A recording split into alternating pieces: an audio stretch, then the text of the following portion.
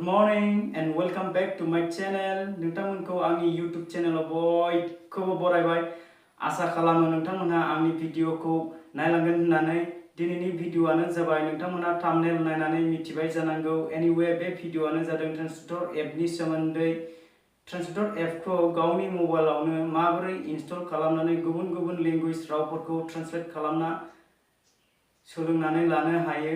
अब्ला बे भिडिअखौ स्किप खालामालासे नायलांनोसै फै। दानिया आं प्ले स्टोर एपआवहाय थांनानै प्ले स्टोर एपखौ क्लिक खालामना होबाय। लडिं जादों लोगोफोर। दानिया सार्च बाराव टाइप खालामदो ट्रान्सलेटर।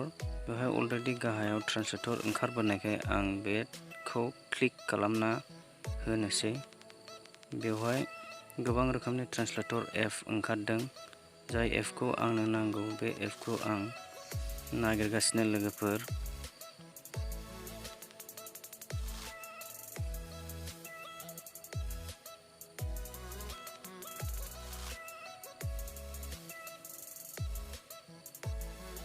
बे एपखौ नुनो मोनबाय लोगोफोर। दानिया क्लिक खालामबाय।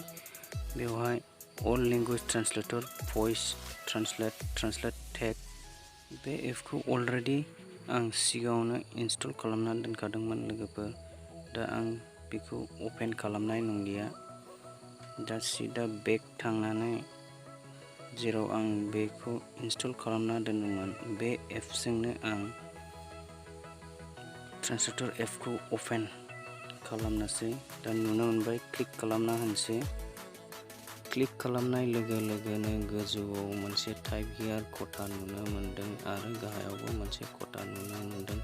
गोजौ खथानि थाखाय लेफ्ट साइड गाहायथाराव इंलिश लेंगुवेजखौ आं सेलेक्ट खालामना लाबाय आरो गाहाय खथानि थाखाय राइट साइड नेपाली लेंगुवेजखौ आं सेलेक्ट खालामना लाबाय।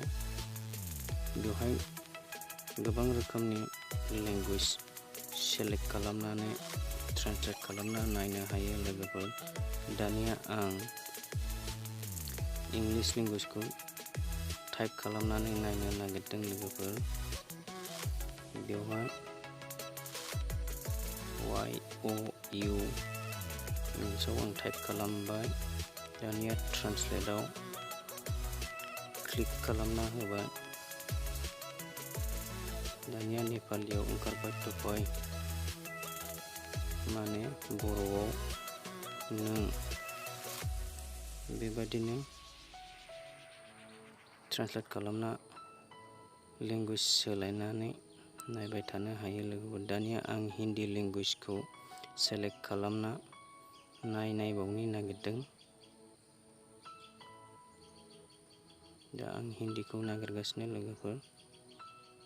बेयाव आं हिन्दीखौ मोनबाय। बेवहाय हिन्दीयाव आप नुनो मोनदों, माने बर'आव बेयो नों जाहैबाय। बेबायदिनो ट्रान्सलेटर एपखौ लेंगुवेज सोलायनानै ट्रान्सलेट खालामना नायनानै सोलोंनानै लानो हायो लोगोफोर।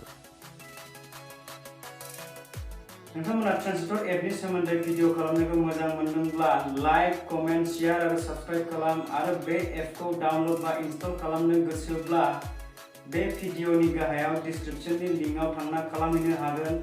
गाइस, दिनैनि भिडिअखौ एसेयावनो दोनथ'बाय। बाय बाय।